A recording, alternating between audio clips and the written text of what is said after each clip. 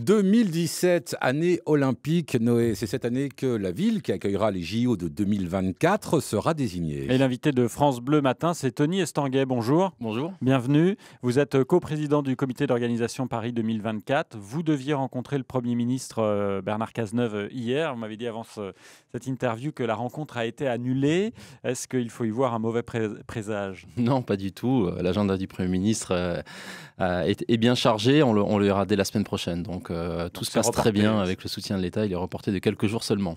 Alors quand on dit Paris 2024, la véritable année olympique pour vous, c'est véritablement cette année 2017. Il y a un calendrier très chargé. Oui, tout va s'accélérer. C'est vrai qu'au lendemain des Jeux de Rio, on a dû travailler sur notre projet. Donc aujourd'hui, on a un projet qui est très fort avec une célébration des Jeux à Paris qui serait juste incroyable, avec un projet qui fait sens, avec beaucoup de raisons aussi, parce qu'aujourd'hui, on a 95% d'équipements existants, un budget qui est du coup limité et surtout qui est utile parce qu'on va développer le sport en France grâce à ce projet.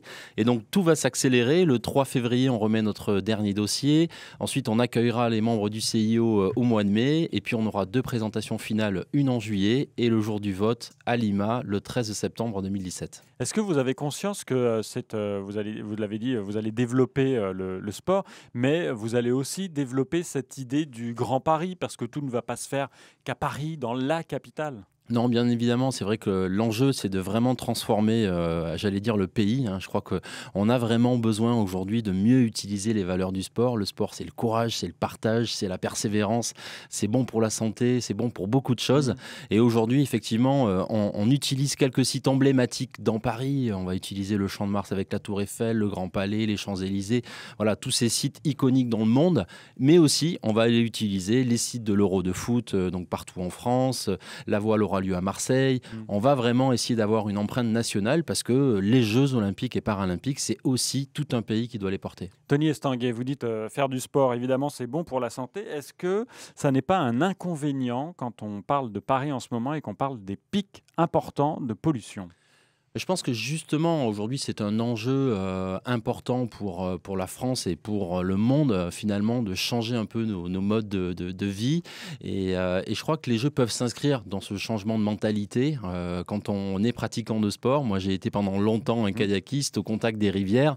Et je peux vous dire combien naviguer dans une rivière polluée, c'est pas très motivant. Donc aujourd'hui, je crois que le sport peut s'inscrire justement dans ces accords de Paris de l'année dernière, cette COP 21. Et à notre niveau, en utilisant les transports durables, en utilisant des sites déjà existants, tout ça, ça permet de montrer que le sport aujourd'hui est responsable et qu'on doit, nous, à notre niveau, être contributeurs. Donc, est-ce que ça fait partie du dossier que vous devez rendre là dans les prochains jours? Oui, bien évidemment, il y a des questions effectivement sur qu'est-ce que l'on fait en termes de développement durable, de respect de l'environnement. Dites-nous justement...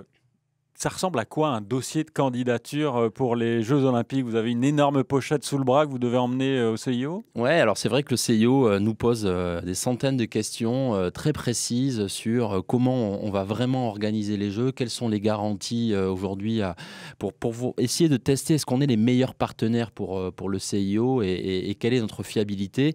Et je crois que là-dessus, justement, c'est un point fort. On a toujours considéré, et y compris dans les dernières candidatures qui ont échoué, que Paris avait un bon dossier parce qu'on sait organiser des grands événements et on va capitaliser sur cette expertise à travers ce dossier pour montrer que l'Euro a été un succès, que les différentes Coupes du Monde et Championnats du Monde ont été un succès, que les Roland-Garros, les Tours de France chaque année sont des succès et que la France non seulement a les infrastructures, a une expertise en matière d'organisation et il y a encore une fois une méthode. Et la méthode, c'est le partage. Depuis le début, Paris 2024 veut associer largement et je crois que c'est ce qui va nous faire gagner et on compte aussi sur les Français aujourd'hui pour nous aider dans les mois qui viennent à bien relayer et promouvoir ce projet. Alors comment? Parce que 2024 c'est loin, mais vous nous demandez de nous mobiliser là, cette année 2017. Oui, parce que je crois que l'enjeu est immense en fait. C'est un enjeu historique. On parle d'accueillir les Jeux 100 ans après les derniers Jeux de la France de 1924. Et l'enjeu est énorme, c'est de repositionner les valeurs du sport au cœur de ce pays. Mais nous, comment on fait? Eh bien, vous pouvez nous aider aujourd'hui en en parlant à vos proches. Si chaque Français en parle à une dizaine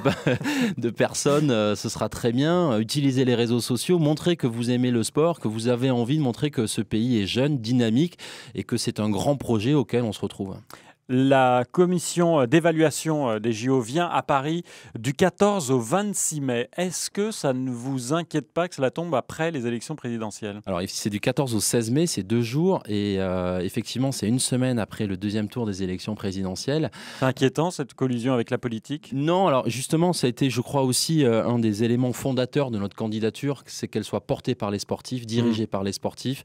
Aujourd'hui, on se rend compte que quelles que soient les élections, il y en a eu déjà depuis le début de cette candidature, la région a changé. Si les Français sont dans la rue, il faut que dans cette période où la commission va venir à Paris, il n'y ait pas de grève, il n'y ait pas de manif, qu'on soit irréprochable, qu'on arrête de klaxonner, de s'insulter dans la rue. Ouais, c'est mieux, c'est sûr si on peut donner une bonne image à ce moment-là, mais je suis pas inquiet. On a rencontré les différents syndicats, ils sont derrière ce projet. Je crois que à la fois les politiques, les syndicats, les entreprises aujourd'hui soutiennent ce projet parce que c'est un projet qui est fédérateur. Encore une fois, l'enjeu est important pour ce pays d'utiliser un vecteur qui est le sport, qui est fédérateur. Et je crois que c'est vraiment le sujet. Tony Estanguet, que répondez-vous à ceux qui disent les JO, on n'en a pas besoin, ça va nous coûter trop cher? Je leur réponds que ça a changé, qu'aujourd'hui, le projet de Paris 2024, c'est 1,5 milliard d'argent public sur 7 ans. Donc, c'est quelques centaines de millions d'euros chaque année. C'est un effort qui est largement accessible pour la France et qui va apporter 250 000 emplois, qui va apporter plus de 10 milliards de retombées économiques. Donc voilà, c'est un projet qui est utile, qui a du sens et je crois que c'est le bon moment 100 ans après les derniers Jeux. Alors, on retient, on doit bien se comporter, être tout beau et tout propre entre le 14 et le 16 mai prochain. Tony Estanguet, merci. On croise évidemment les doigts, vous aurez l'occasion de revenir.